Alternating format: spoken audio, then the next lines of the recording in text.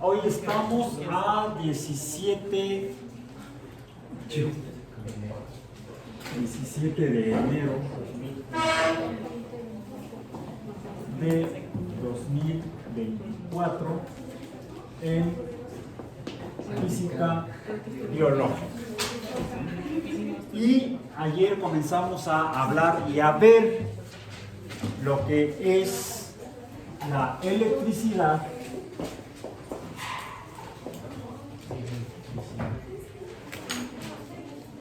que dijimos que viene de la palabra electrón, ámbar en griego. De hecho, ayer lo escribí con letras latinas.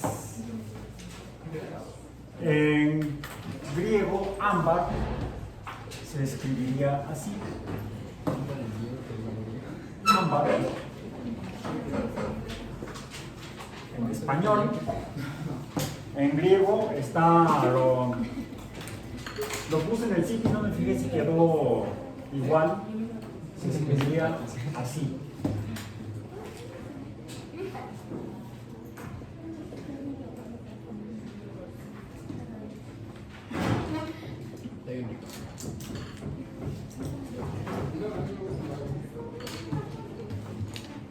No, la ROM me queda en la web.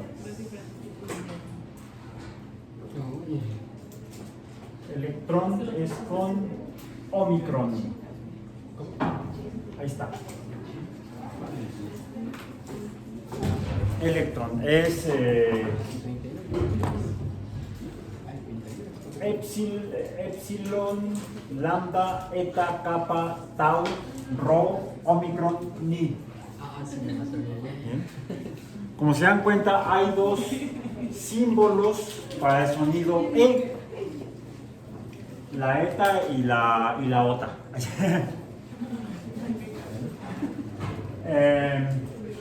Igual que hay dos símbolos para el sonido O, la Omicron y la omega. Entonces, cada lengua humana tiene sus peculiaridades en cuanto a la representación gráfica o a través de imágenes o símbolos de lo que son los sonidos o fonemas. Bien.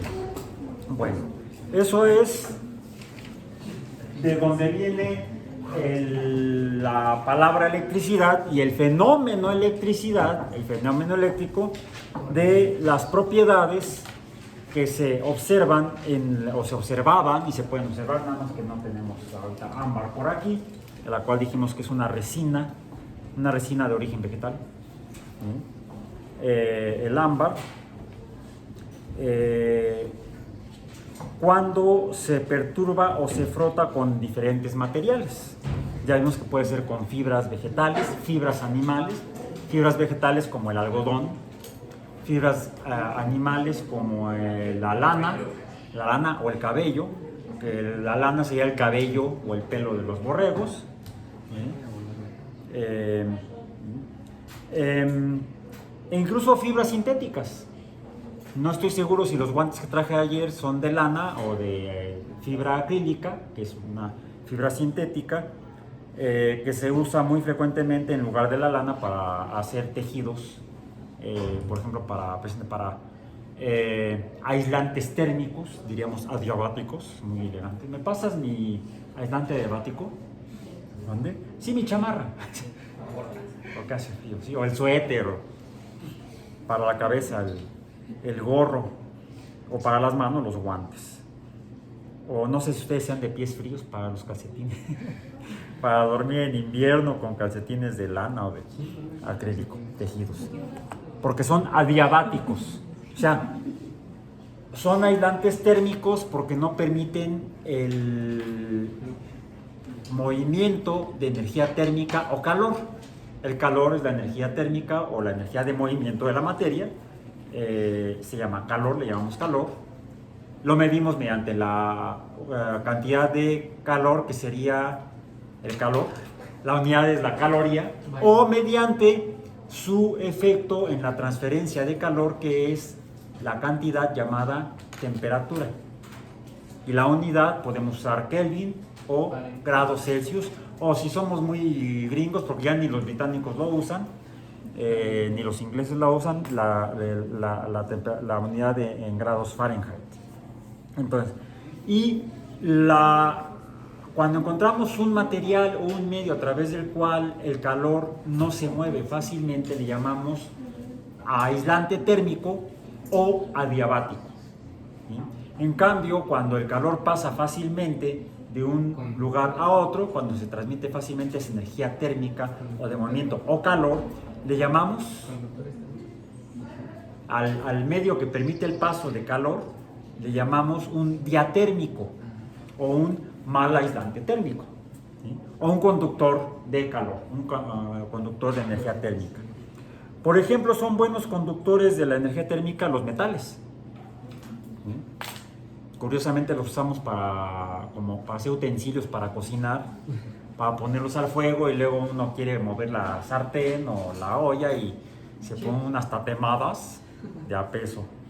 Entonces, ¿qué se hace para poder tener mayor seguridad, salvaguarda o prevenir lesiones cuando uno trabaja con materiales calientes en la cocina? Pues te pones guantes térmicos, la manita caliente le dicen, más bien sería manita que no esté caliente, para que no se ponga caliente la manita, te pones guantes o alguna agarradera para materiales calientes, o incluso hay utensilios que tienen mangos, ya sea de un material adiabático, o sea, mal conductor del calor, o están cubiertos con un material adiabático. Ahora, profesor, ¿qué es la clase? El tema de esta semana es electricidad. ¿Por qué estoy hablando de termodinámica? Porque así como el día de ayer vimos que hay una similitud entre la forma en la que medimos o calculamos la fuerza de caída o la fuerza de gravedad, también hay con la forma en la que podemos medir la electricidad como fuerza, porque vimos que la electricidad se observa por cambios o perturbaciones en la materia. La materia se mueve cuando hay ámbar perturbado de alguna manera, cuando se frota. Y llegamos a la forma matemática de describir esa fuerza, porque si perturba cosas, si cambia cosas, la electricidad es una fuerza. Vimos que la forma de calcular la fuerza matemáticamente es igual la forma a la forma con la cual calculamos la fuerza de gravedad. Solamente que lo que existe en el universo que produce gravedad es la materia, la masa de la materia, de hecho, la masa de la materia, la propiedad, llamemos de másica de la materia, o de propiedad de tener masa la materia, para la fuerza de gravedad, mientras que en el caso de la electricidad aparentemente no tendría que ver la materia en sí, su masa, vamos a decir, su cantidad de masa, su cantidad de materia, sino otra cosa a la que llamamos carga, porque pareciera que, traigo aquí otro globo, voy a proceder a inflarlo.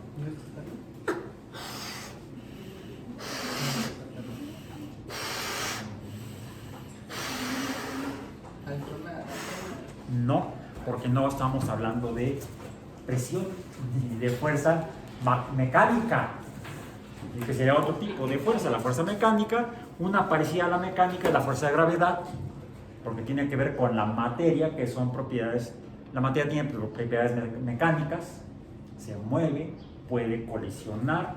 Al colisionarse puede tener cambios distintos, puede deformarse o puede no deformarse, puede fracturarse cuando no se deforma, y cuando no se modifica su forma, sino que se fragmenta en pedazos, le llamaríamos entonces fractura de un material sólido, típicamente indeformable, no se deforma. Así cambió la forma a pedacitos, bueno, se fragmenta, vamos a decir. En cambio, un material deformable no se fragmenta, simplemente cambia su apariencia en la manera en la que está distribuida su materia en el espacio. Eso es un material deformable. Por ejemplo, los gases también son deformables. El gas dentro del globo se está deformando y el látex del globo mismo se está deformando. Esto sería mecánico. Regresando a la electricidad, vimos que si este globo simplemente cambió su forma de estar todo junto el látex, pasó a distribuirse en el espacio, diríamos que ahora ocupa una mayor cantidad de espacio. A esto le llamamos expansión. Cuando pasa de ocupar poco espacio a ocupar un volumen mayor, le llamamos expansión. Y vimos que si no le hago más a este globo y yo, por ejemplo, lo pusiera en contacto con la superficie vítrea de este ladrillo, pues no ocurriría nada y el globo, la masa del globo se ve influida por la masa de la Tierra, se atraen mutuamente, pero como es más grande la masa de la Tierra, entonces es el globo el que se mueve hacia la Tierra, hasta donde pudiera alcanzar un centro de gravedad o de masa común. Pero eso es mecánica, y mecánica gravitacional, podemos decir. La electricidad vimos que se puede observar cuando el globo se perturba de otra manera, por ejemplo, cuando se frota, y entonces se puede adherir o unir, como si fuera atraído la masa del globo por la masa de la Tierra. En este caso se ve que aparentemente la masa del globo se ve atraída por la masa del vidrio, o podríamos decir que la masa del vitrio del ladrillo por la masa del látex del globo, pero no es la masa.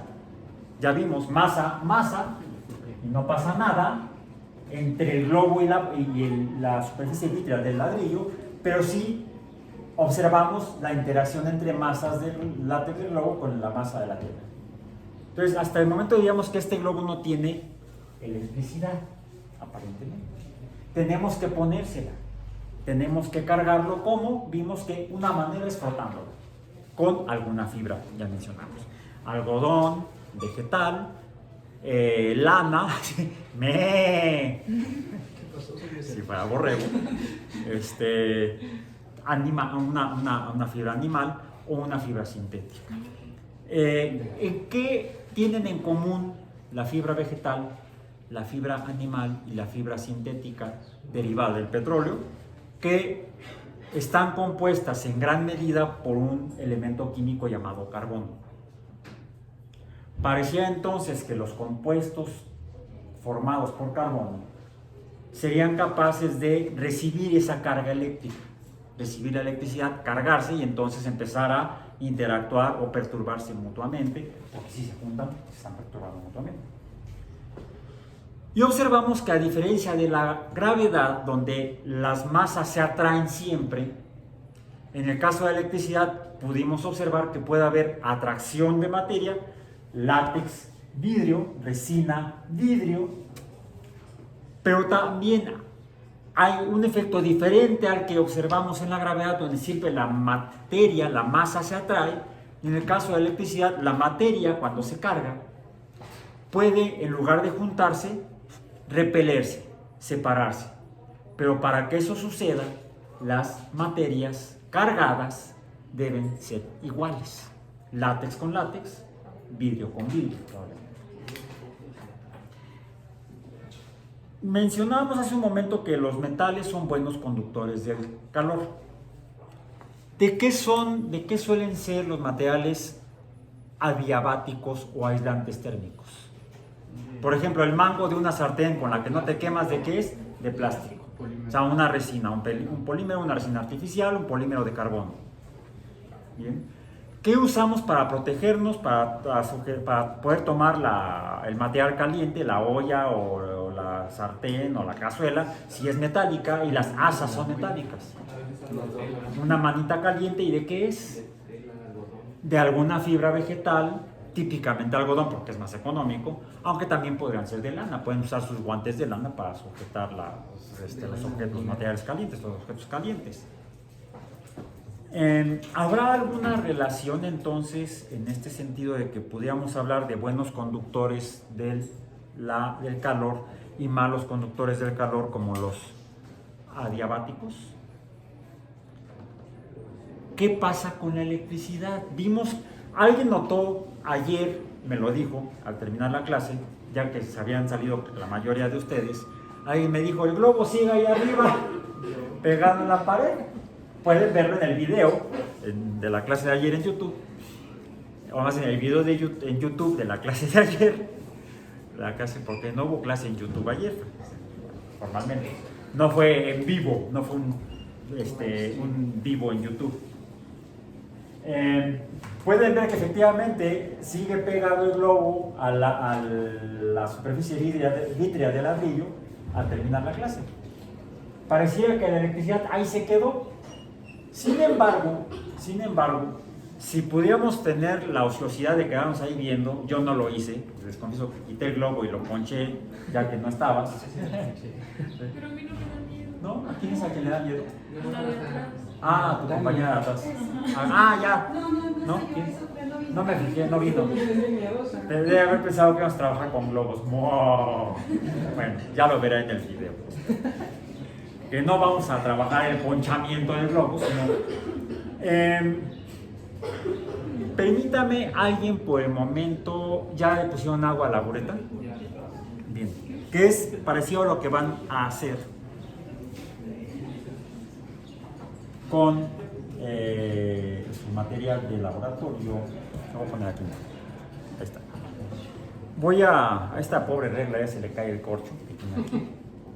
Si ya tiene tiempo. Y procedamos a ver si, es más, el globo será atraído por la regla, si froto la regla, ¿sí? Que es metálica, esta es de aluminio. No, mentira, debe ser aquí. No, aquí dice. Alguien diría, ¡ah, profesor, es de los de Pittsburgh! Pittsburgh, así. ¿Por qué? Porque es del Steel, los Steelers. No, yo le voy a los delfines. Sí, a los que siempre quedan al final, los delfines. Oh, es el único equipo que ha tenido una temporada perfecta de fútbol americano en la década de los 70. No recuerdo en qué año fue a principios de los 70. Que es el único equipo. Perdieron un partido durante la pretemporada, pero una vez que empezó la temporada llegaron al Supertazón, al Super Bowl, invictos y ganaron el Super Bowl. Es el único caso en la historia de la NFL, de la Liga Nacional de Fútbol de los Estados Unidos, en la que algún equipo que haya llegado al Supertazón no ha llegado invicto. Y el único equipo que fue invicto en temporada. Ningún otro lo ha hecho, ni antes ni después. En fin, los delfines. Con Don Shula como coach en jefe y con Bob Greasy como quarterback, o sea, cuarto trasero. Lo que significa quarterback. O sea, la nalga del equipo de los delfines era el cuarto trasero, era Bob Greasy. ¿Qué nombre para una posición de un deporte, ¿no? La nalga. Hay medio atrás, el halfback, o el que está completamente atrás, el fullback. ¿Qué es lo que significa? Cosas chistosas, ¿no? Porque es cómo se acomodaron en alguna posición tradicional. En la posición tradicional. Bueno, ok. En la posición tradicional de nuestro globo sería dejándolo caer. La regla ya la froté un buen rato.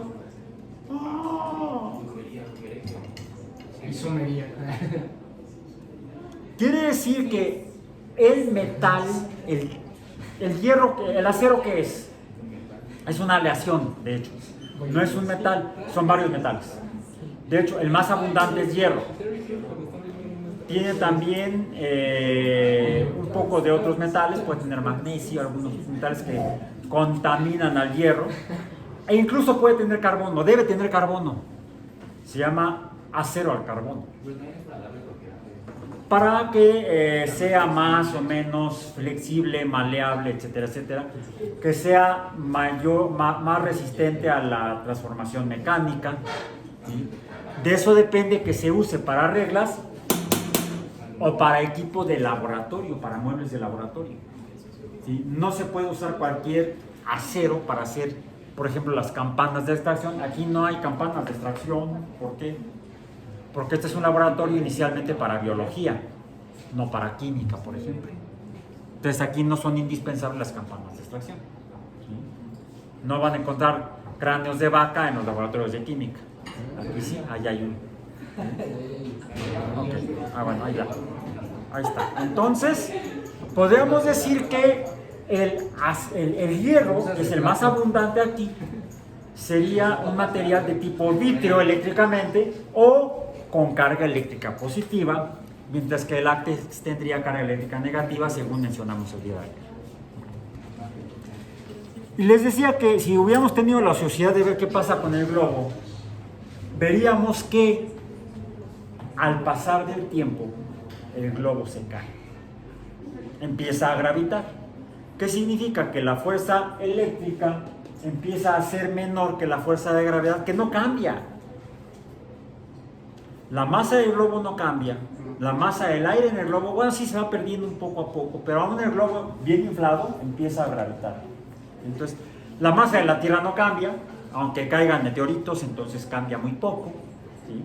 Aunque saquemos cohetes o astronautas, cambia muy poco, ¿sí? Cada que sacamos un cohete o un astronauta, la masa de la Tierra disminuye.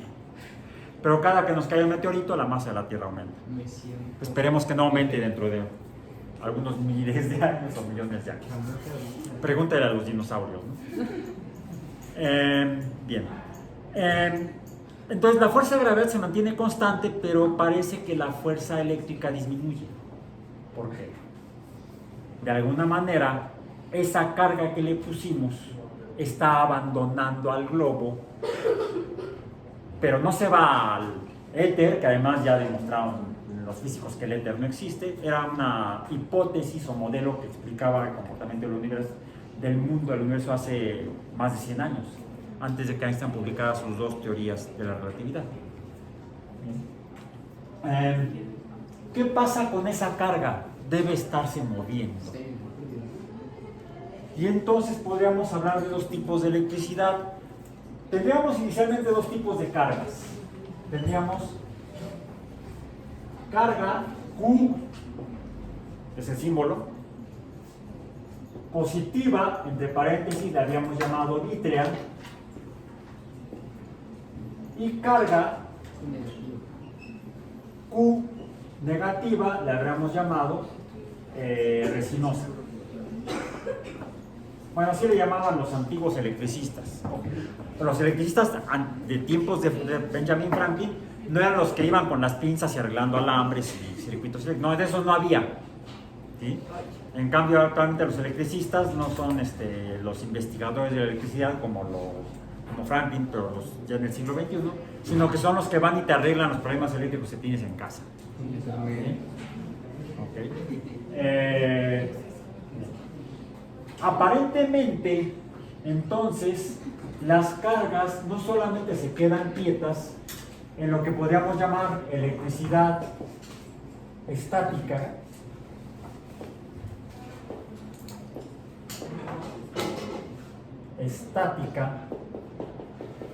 que es la que medimos o calculamos con la ecuación o la de Coulomb, que fue la que escribimos ayer. F subíndice E es igual a una constante eléctrica, así como hay una constante gravitacional que nos permite igualar la fuerza a las cantidades variables del lado derecho de la ecuación o función por el producto de las cargas interactuantes, sean positivas, aquí habría repulsión, o negativas, dos cargas negativas, habría repulsión, como vimos con los dos globos que se separaban, o si las cargas son diferentes, cuando vimos ahorita un momento el metal y el látex se atraen, es atractivo.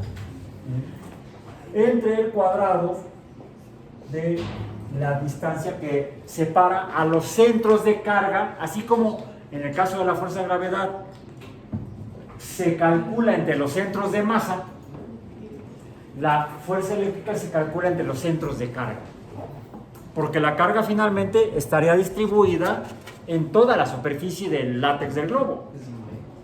Entonces, diferentes materiales de diferente forma tendrían una distribución diferente de las cargas que, una vez que las ponemos, de acuerdo a la segunda ley de la termodinámica, deben distribuirse lo más homogéneamente en el material que las porta o que almacene ese tipo de carga. ¿Sí?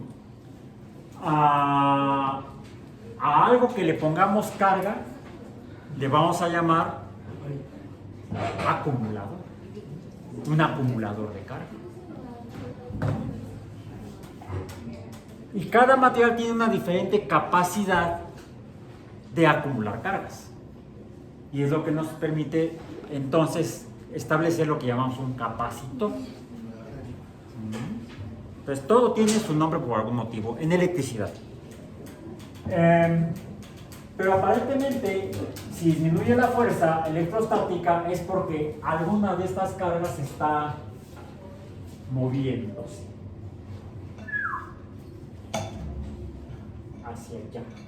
Tal vez la negativa hacia la positiva. Y entonces aparece otro fenómeno que se puede medir su cantidad, que es la corriente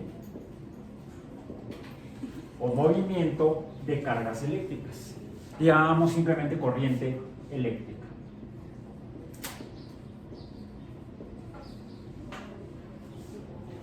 En general, aunque habría dos tipos de corriente eléctrica, dependiendo de qué sea lo que se mueve, si las cargas negativas, ya vamos a dejar de llamarle resinosas, eso es histórico, o cargas positivas. Por cierto, actualmente a las cargas eléctricas negativas les asignamos un nombre, que es el de aniones. Las cargas negativas se llaman aniones. Las cargas positivas son llamadas cationes. En general, a ambos les llamamos, a ambas cosas que tienen carga, les llamamos iones. Como cosas con carga eléctrica. Iones. Alguien podría preguntar, bueno, entonces, ¿qué es un ion? En dos palabras,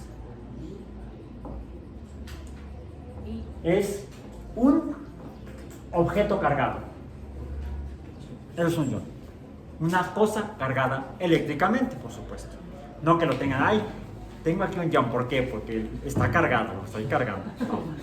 No es un bebé iónico. Por decir algo. No.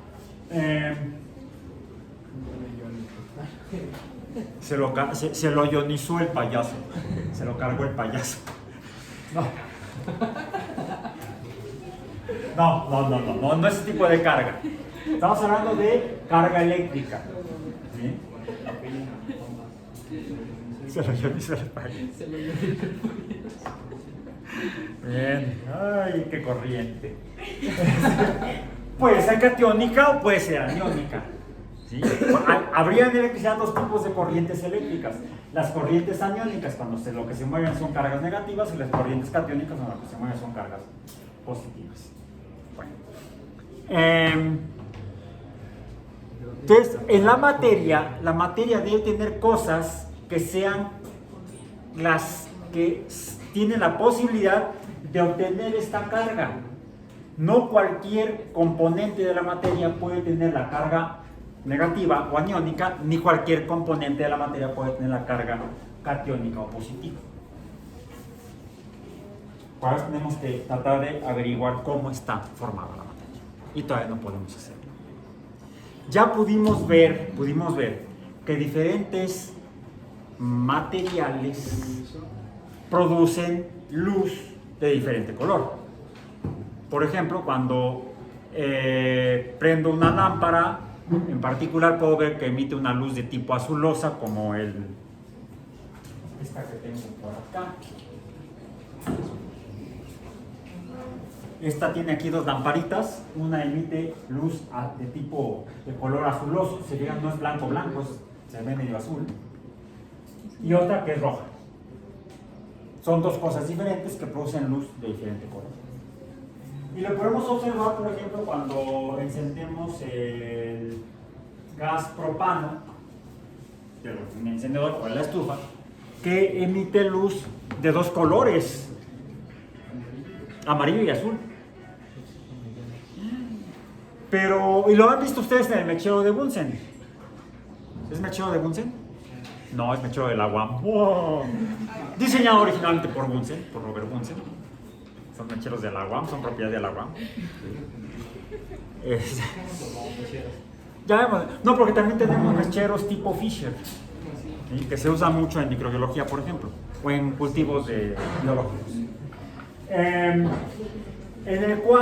los cuales lo que buscamos muchas veces para algunos usos del mechero tipo Bunsen o diseñado por Bunsen, por eso que le llamamos mechero de Bunsen, así como hablamos del matraz Erlenmeyer, diríamos que es el matraz de Erlenmeyer porque Erlenmeyer fue el que lo diseñó, o las cajas de Petri, en inglés se llaman Petri dish, o las cajas Petri, que esas las diseñó precisamente un médico que vivía en la península itálica, no sé si ya era italiano, era florentino o siciliano, no sé, de algún lugar de esa región de Europa, que le diseñó esas, nosotros le llamamos cajas, en inglés ¿cómo se llaman? Petri dish, platos de Petri. Pues sí, en inglés es plato. ¿Sí? Okay. Entonces, en el mechero de Bunsen, tipo Bunsen o Bunsen, para algunos procesos que tengan que ser a alta temperatura, ¿qué hacemos con el mechero?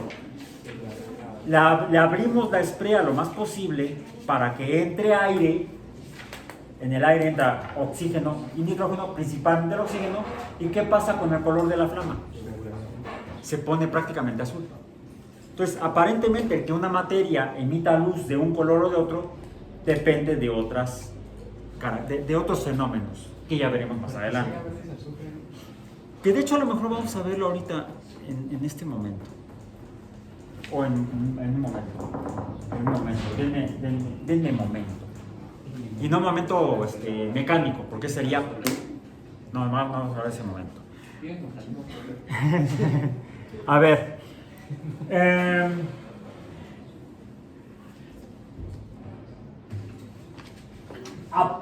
Parecería que en realidad el globo es el globo el que estaría perdiendo sus cargas negativas, sus cargas resinosas.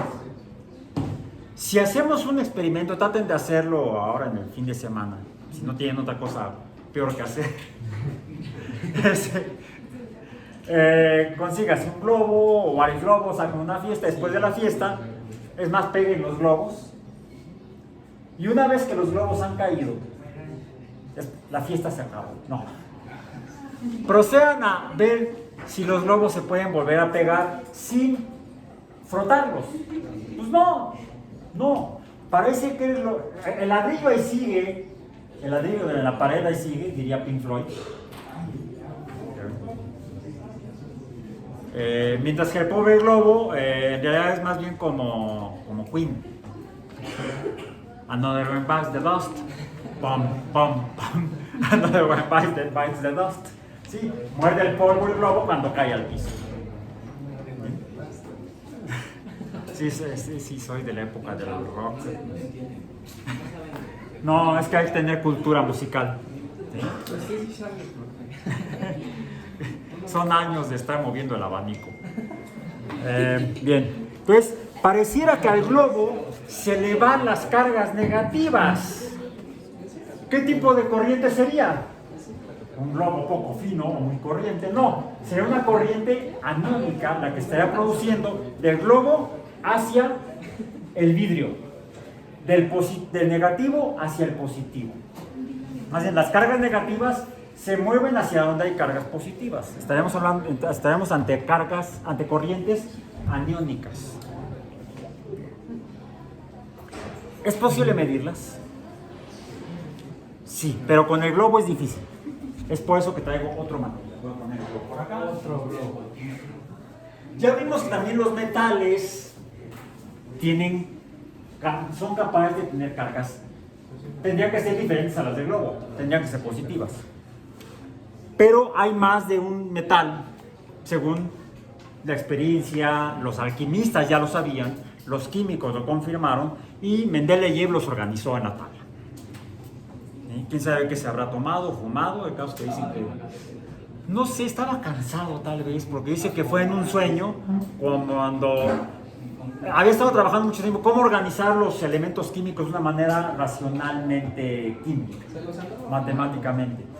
Y después de devanarse el seso, se quedó dormido y en un sueño o pesadilla, no sé, habría que leer el texto como lo narra él, dice que vislumbró la distribución de los elementos químicos conocidos entonces en la tabla periódica. ¿De qué manera?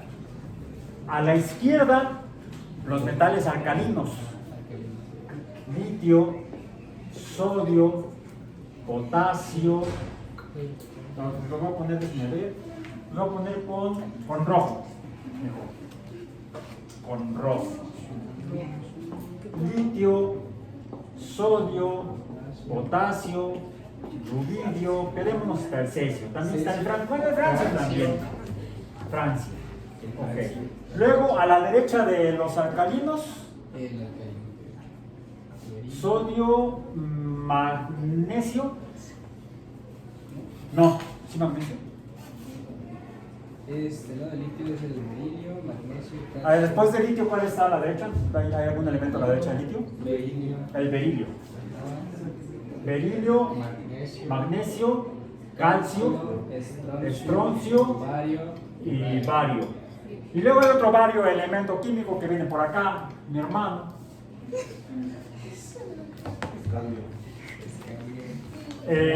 Sería abajo de. A la derecha del magnesio. No, a la derecha del calcio. Al lado del calcio. A la derecha del magnesio hay algo, no hay nada. A la derecha del magnesio está el SC. ¿Sí? Sí. Sociedad Civil, no, Escania. Escandio. Luego, ¿cuál sigue? Yo. Itrio. ¿Es IT?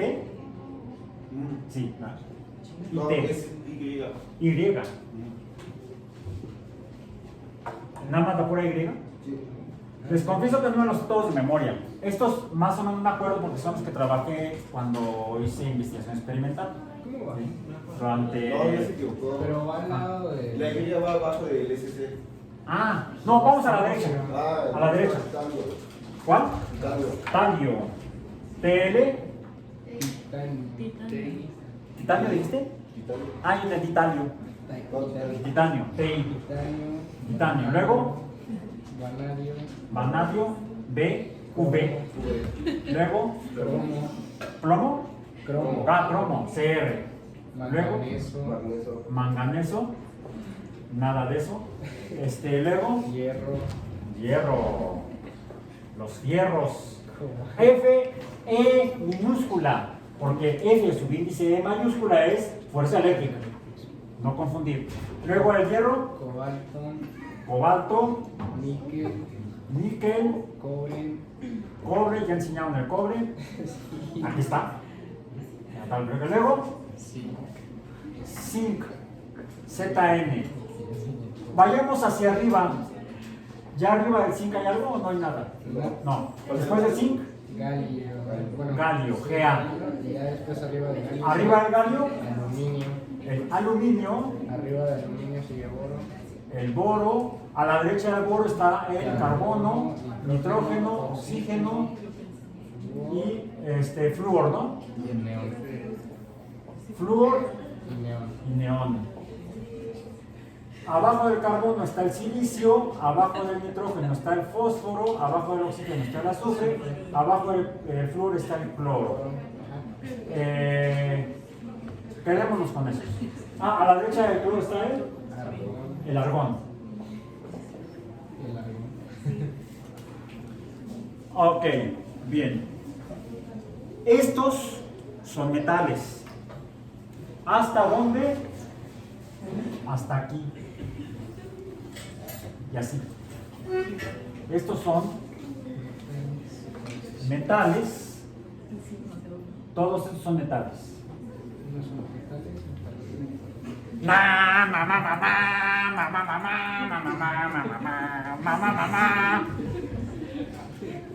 Llegó el momento de lo metálico.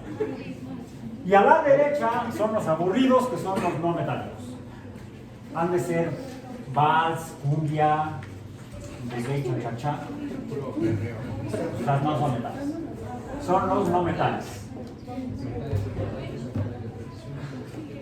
Bien.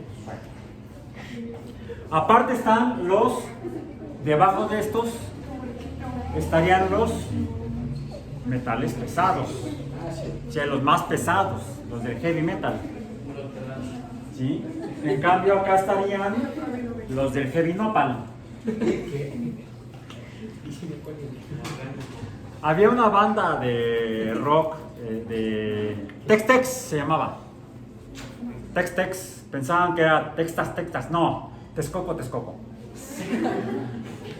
Ellos decían que, y tocaban música así, y entonces preguntaban, bueno, ¿ustedes tocan heavy metal? No, nosotros tocamos heavy nopal. Estaban bien ubicados, Sí, mexicanos de Texcoco, ¿cómo se llamaba Tex-Tex? Sí, no sé si, bueno, la banda ya hace mucho que se retiró, los músicos, pero ellos eran texcocanos, bueno, son texcocanos. Los de Tex-Tex. Bien. Los del heavy nopal. Ok.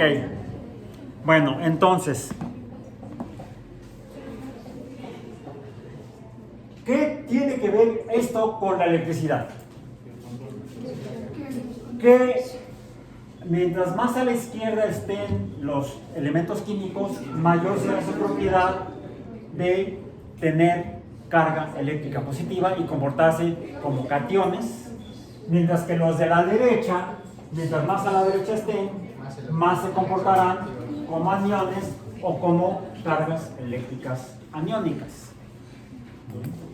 Además está la materia compuesta, compuestos iónicos y moléculas, que a su vez también pueden tener propiedades eléctricas, ya sean aniónicas o catiónicas, y entonces ser responsables de la conductividad eléctrica, de la corriente eléctrica.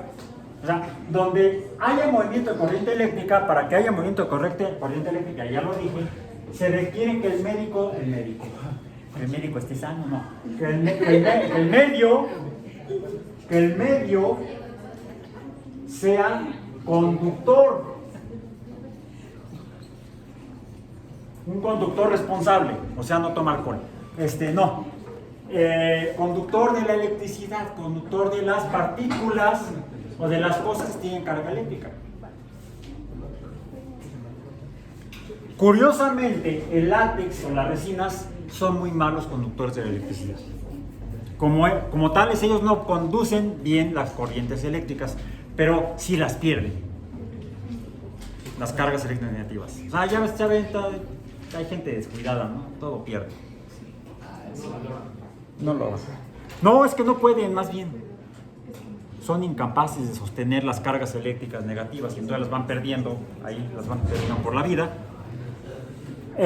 Y cuando pierden cargas eléctricas negativas, cuando algo pierde cargas eléctricas negativas porque se están moviendo hacia donde hay cargas positivas, esto, lo que tenga la carga eléctrica negativa, al perder la carga eléctrica negativa, se está oxidando. Vamos a ponerlo se oxida, se oxida. Una vez que las cosas negativas, las partículas negativas, se separan del material que las tenía, el material se está oxidando. Está perdiendo las cargas eléctricas negativas. Sí. No es el que se enoja el que pierde, es el que se oxida. El que se oxida pierde. ¿Qué pierde? Las cargas eléctricas negativas. Por eso es que comen mucho.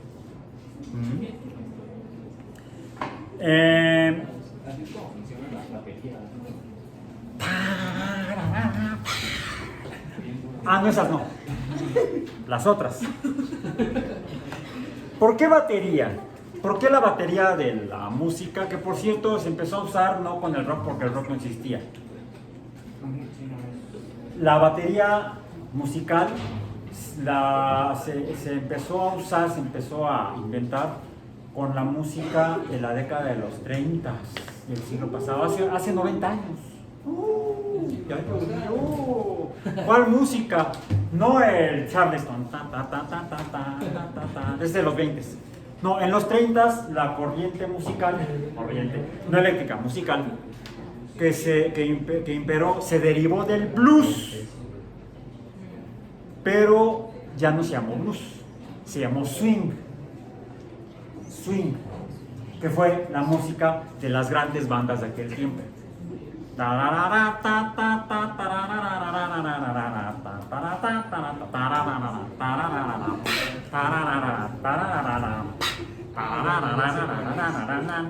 Como se dan cuenta, eran los platillos de la batería.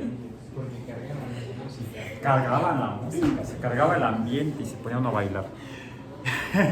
Dicen mis hijas que parece que yo soy de los inmortales que vivieron en el pasado, por la forma en la que lo narro, sí, yo estuve ahí. Bueno, en fin. Entonces, ¿por qué se llama batería eso?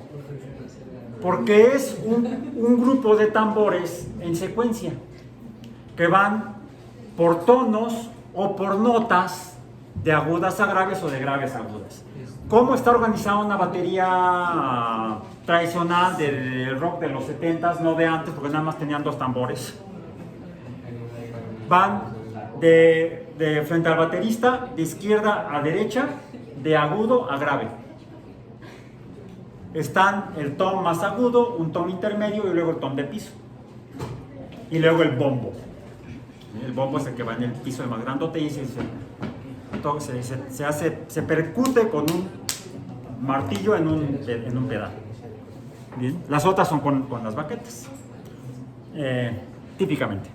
Bueno, entonces es un conjunto en secuencia de tambores que siguen un orden tonal, o sea, de tonos o de frecuencias. O sea, hay un orden en cómo están amontonados, no sé si hay algunos que son más bien nada más para exhibición. Hay por ahí en una banda de esas del norte de México, hay fotos del baterista de la banda, donde hagan de cuenta que colecciona tambores, desde chiquitos hasta unas cosas enormes. Pero, según me comentó un amigo músico, me dice, no, es nada más para el espectáculo visual, porque en realidad es imposible usar todos los tambores en cualquier pieza musical. Bueno, ¿por qué el concepto o término de batería o de electricidad? En la electricidad, de batería en la electricidad. Bueno, porque precisamente una forma en la cual podemos ver que los metales, diferentes metales, tienen diferentes capacidades de perder cargas eléctricas, porque sí, digamos, hacia la izquierda deben ser más positivos y entonces las cargas eléctricas deben estarse moviendo de un lado a otro. En realidad las cargas eléctricas negativas se mueven de aquí para acá. Por eso es que estos se quedan con carga positiva. Y por eso es que decimos que son catiónicos, porque pierden fácilmente. Toda la materia, ahora sabemos, tiene cargas positivas y negativas. Tienen cargas positivas, es más, lo voy a poner diferente, más bien. Tienen cargas positivas, lo voy a poner con rojo, y tienen cargas negativas, lo voy a poner con negro. Bien, y cada uno de estos tiene sus cargas positivas y negativas. Todos tienen cargas positivas y negativas. Esa se descubrió en el siglo XIX y XX. Y lo que se ve es que los metales, fácilmente pierden las cargas negativas que se vienen hacia acá. Sí, fácilmente se oxidan. ¿Qué pasó? Ah, ¿no lo veías? Ah, ok, está bien. Bien, entonces, pierden las cargas negativas, quiere decir que se oxidan. Las cargas negativas no deben irse a cualquier lado. Si uno de estos metales está junto a otro metal, entonces quizá el metal que esté más a la derecha podría estarse comportando como el que tiene carga positiva y recibe la carga negativa que pierde el que está del lado izquierdo. Diríamos así, como el que se oxida es el que pierde las cargas negativas, el que está recibiendo las cargas negativas del otro, ¿qué le estaría pasando?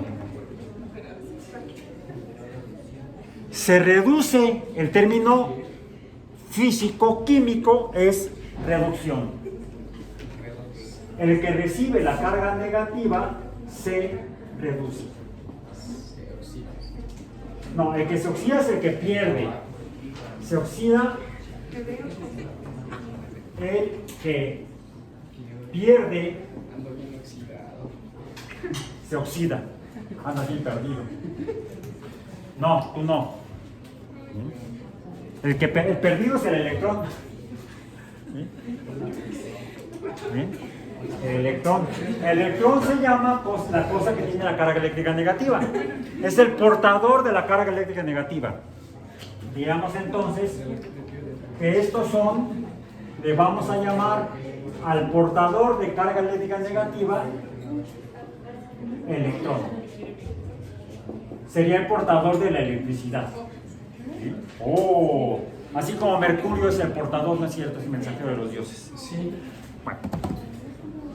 Tengo aquí algunos metales. Esto es zinc de un fusible que ya no se usan actualmente. Tengo aquí un clavo que parece de latón. Sí, es de latón. No sé si era de lata o de latón. O de un latoncito chiquito que iba coliendo por ahí.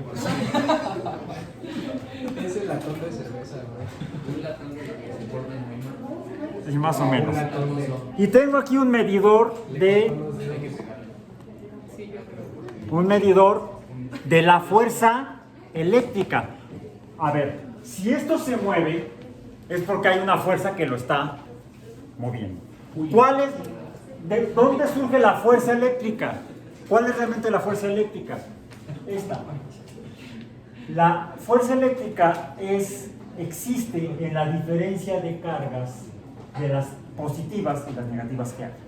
Mientras mayor sea la cantidad de cargas negativas que hay en un lado y positivas en otro, mayor será la fuerza que moverá a unas o a otras hacia el lado correspondiente.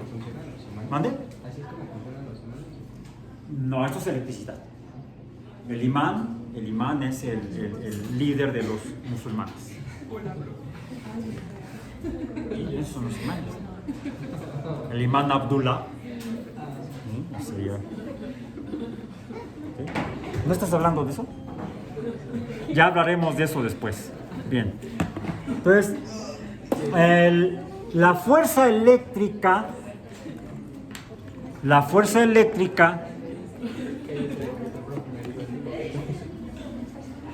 Así como la fuerza eléctrica es capaz de mover cosas, cargas. ¿Bien? Toda fuerza que es capaz de... y si mueve las cargas de un lugar a otro, ¿qué estaría produciendo? No, trabajo. Recuerden que cuando una fuerza provoca un cambio, es trabajo. Se puso a chambear. Fuerza por distancia en mecánica es trabajo. Cuando la fuerza eléctrica mueve cargas, entonces estamos hablando de trabajo eléctrico. El trabajo eléctrico es el movimiento de cargas. Para que mayor será el trabajo, mientras mayor sea la fuerza o mayor sea la distancia que recorre la carga eléctrica. Por otro lado, entonces, si la fuerza que es capaz de producir trabajo, ¿qué es? Energía, en mecánica. En electricidad es lo mismo. La fuerza eléctrica que es capaz de producir trabajo, es decir, mover cargas, es entonces energía, y entonces ya estamos considerando la existencia de la energía eléctrica, que es la capacidad de estas cargas de moverse unas a las otras. ¿Bien? Ya sea que unas jalen, las positivas jalen a las negativas, o las negativas jalen a las positivas. Si las que se mueven fueran positivas, entonces estaríamos ante una corriente catiónica. ¿Sí? Pero lo que normalmente vemos son corrientes aniónicas de las partículas que portan la carga eléctrica, que serían los electrones, whatever that means. Bien.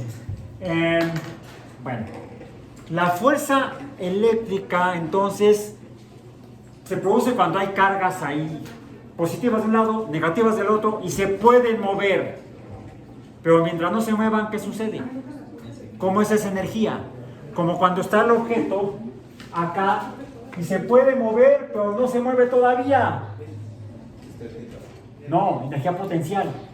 En el caso del movimiento mecánico, eso sería la energía potencial que depende de la diferencia de la altura. ¿Sí?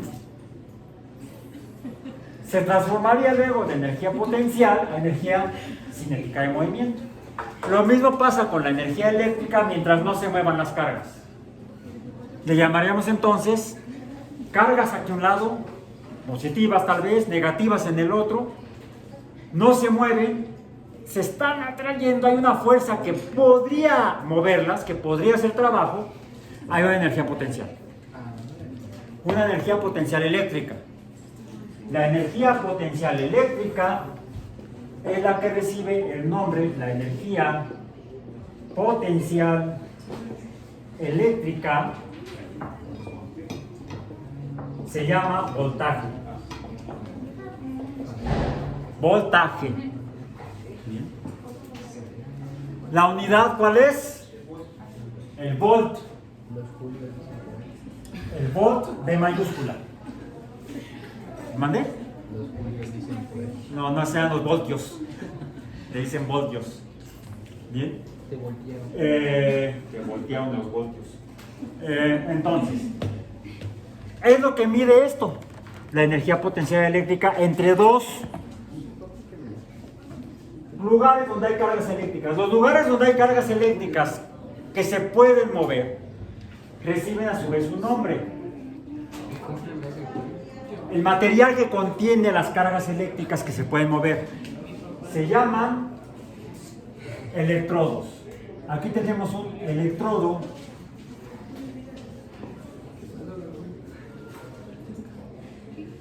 que tiene cargas positivas y aquí tenemos otro electrodo que tiene cargas negativas. Electrodo positivo y electrodo negativo. Positivo y negativo. Bien. Más es positivo, menos es negativo, le habré dicho Woody ¿a quién fue? Cuando se le cayeron las pilas al aparatito ese.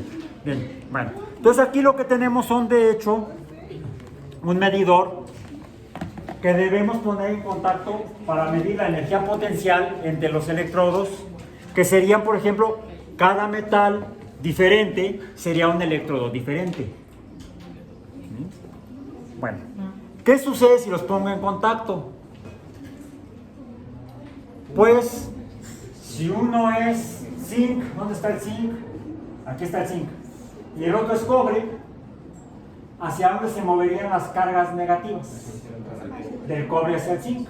¿Sí? A ver, del cobre, el zinc a la izquierda, el cobre a la derecha, y ahí están pasando.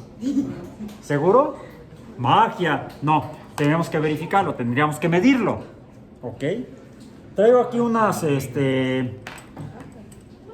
¿cómo se llaman estos? Se va el caimán, se va para Barranquilla. Caimanes. Sí. Sin música la vida es aburrida. Bien, entonces acá vamos a poner del lado izquierdo el zinc.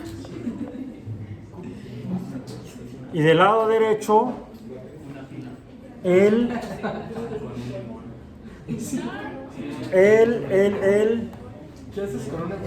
cobre. Ya vamos a ver si es así o es un poco diferente. Si los pongo en contacto, vamos a ver, tendría que ser al revés, así y así. Ah, tendría que prenderlo acá para que se mueva. Ay, si no, no funciona. Ok. Paso número 1, enciende el aparato. Paso número 2, junte estas cosas. ¿Cambió algo? ¿No? A ver, quienes lo vean ahí. ¿No? ¿Marca 0? 0. Hasta que se me canse el dedo. Sí. Ya ven, siempre pasa así que cuando uno hace el experimento no sale. No. Así es. Estaba olvidando que necesitamos un conductor. Algo que permita el paso de las cargas. Un limón. Alguien diría por ahí, chúpate un limón. No. Préstame tu vaso. Préstame el vaso. Préstame el vaso de precipitados. Vamos a poner aquí el vaso de precipitados. Voy a meter el tornillo y el fragmento de zinc adentro del vaso y traigo aquí agua mineral. Ah, importante dato que sea mineral. Agua mineral, Y no destilada. no agua destilada. Y voy a agregar el agua mineral. ¿Observan algo? A ver, allá, por favor, registren visualmente. ¿Ya cambió? ¿Sí? ¿Cuánto está marcando el medidor?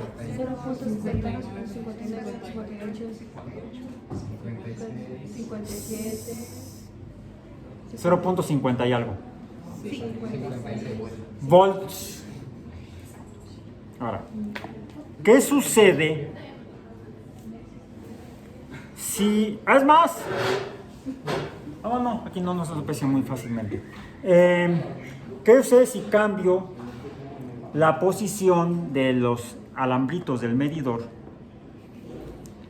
de los intercambio de los electrodos?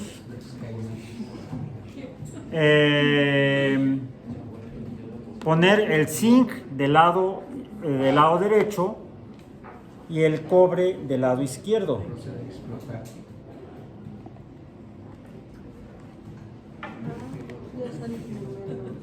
¿Le ven esta rayita aquí de este lado? Esta barra del lado izquierdo del signo negativo. El número absoluto no cambió.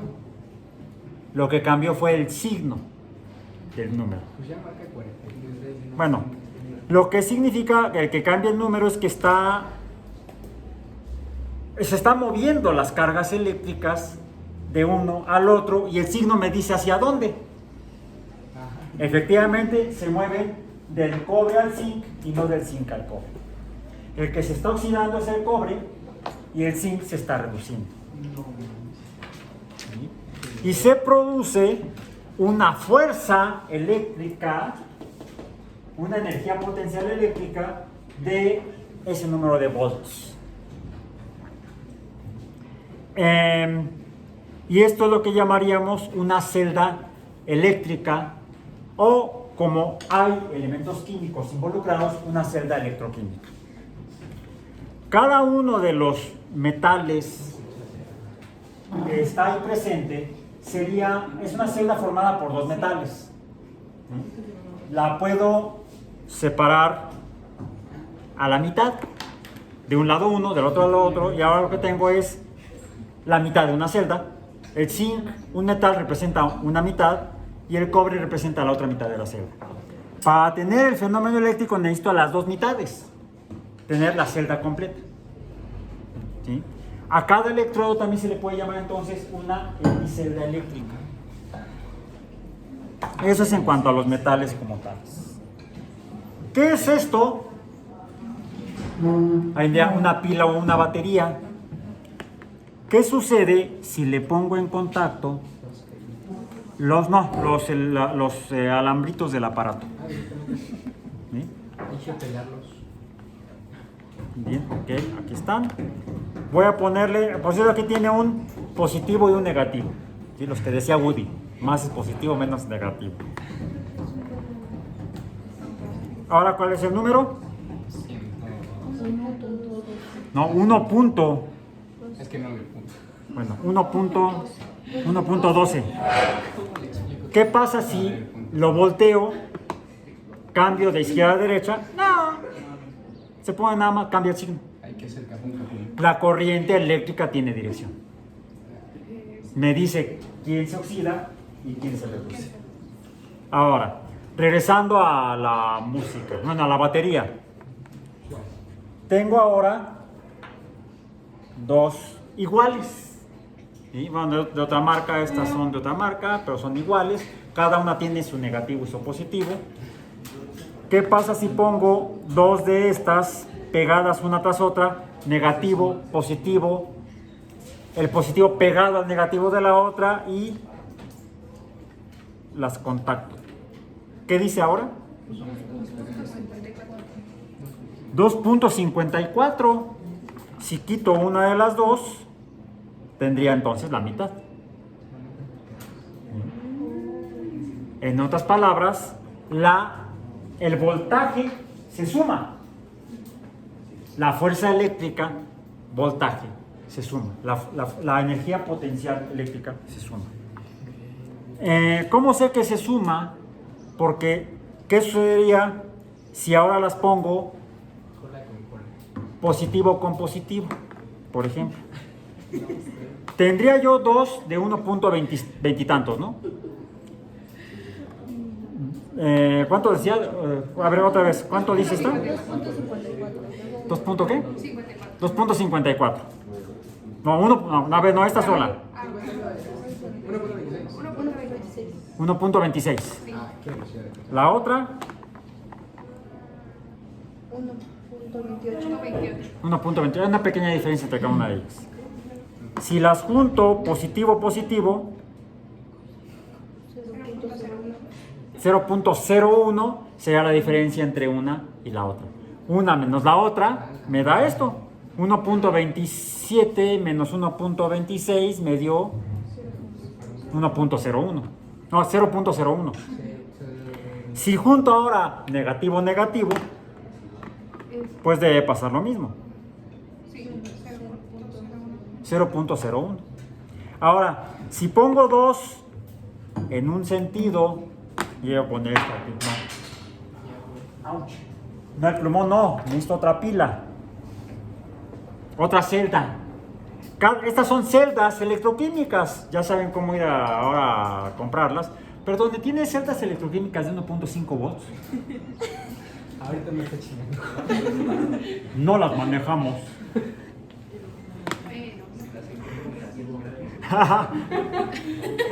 Sí, si yo les contaba aquella anécdota, luego se las cuento. A ver, tengo dos en un sentido, negativo, positivo, negativo, positivo. Y voy a poner después de la última positiva, esta positivo, positivo. Vamos a medir nada más cuánto mide esta. Esta que tiene cabecita verde. ¿Cuánto dio? 1.32. Ay, AFA son mejores. Te dan más voltaje por el mismo precio. ¿Cuánto da? 1.23. Sería 1.20 y tantos más 1.20 y tantos menos 1.20 y tantos, me queda 1.20 y tantos. El voltaje se suma. La fuerza eléctrica se suma. Tiene dirección y se suma. Y pasa de un punto a otro pasando por el medidor. Es lo que llamaríamos un circuito eléctrico. Podemos entonces representar en una celda eléctrica o electroquímica de esta manera, donde aquí tenemos el signo positivo.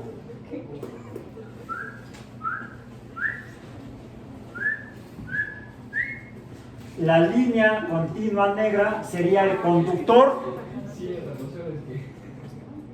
Y aquí lo que tenemos es el medidor. Y la corriente se mueve así. Y hay una relación entre la corriente,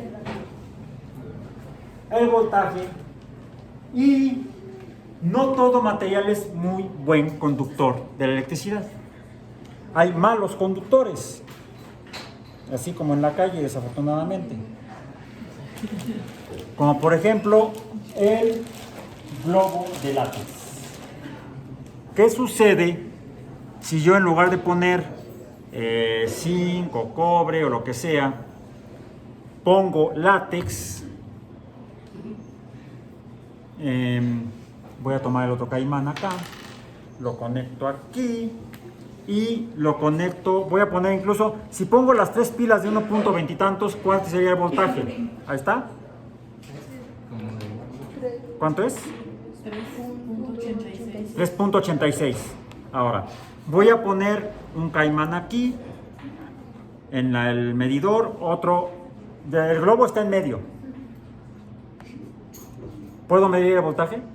¿Cuánto da? No sé, puedo medir, pero ¿cuánto da? 0. Quiere decir que la corriente eléctrica no puede pasar a través de el látex del hule. Este sería un aislante eléctrico. Así como tenemos materiales adiabáticos o aislantes térmicos, tenemos materiales malos conductores de la electricidad a los que llamamos aislantes. Como decíamos, diatérmicos son los del calor.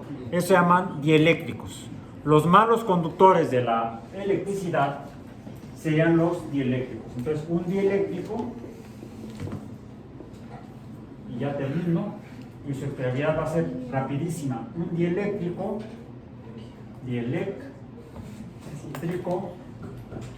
es un mal conductor. No salgan con ellos, ¿no es cierto? No salgan a pasear con ellos. Entonces, aquí lo que representa es el conductor. Un mal conductor es algo que no permite el paso fácil de la corriente eléctrica o de las partículas eléctricas. Y a esa dificultad para que pase algo, la electricidad, a través de un material le llamamos resistencia. Entonces, los dieléctricos son resistencias o resistores. Le llamamos resistores. La cantidad de resistencia se llama resistencia. La representamos por la letra R y la unidad son los ohms.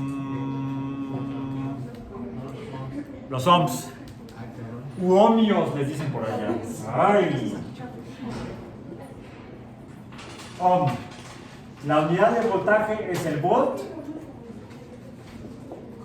y la unidad de corriente es el coulomb.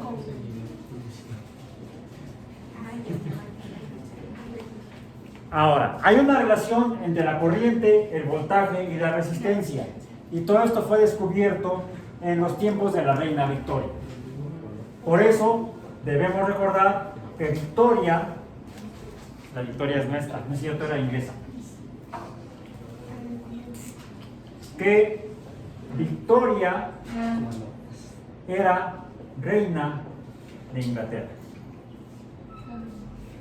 O el voltaje, la fuerza, la energía potencial eléctrica es proporcional o es igual al producto de la resistencia por la corriente que produce la batería o fuerza electromotriz de el sistema de electrodos o celdas celdas electroquímicas. Bien, ok. ¿Y qué es la actividad que van a hacer ustedes? Les voy a proporcionar un globito a cada uno. Ya recuerden, inflenlos, y les llevo una pipeta filológica. Bien. Lo que van a hacer es que van a frotar los globos, van a frotar la pipeta con cuidado, puede ser con la bata, por ejemplo, para que froten, y van a vacía el agua mineral y pones tu vaso otra vez abajo para que ahí reciban el agua que va a caer de la bureta, para que vean qué sucede con el agua cuando cae, cuando acercan ustedes el globo después de frotarlo, y qué sucede con el agua cuando cae, cuando acercan la pipeta frotada, para que puedan ver efectivamente qué se carga cómo y cómo interactúa con lo que hay en el agua, no exactamente con el agua, porque aún el agua destilada tiene cositas, llamémosle. De eso seguiremos hablando mañana.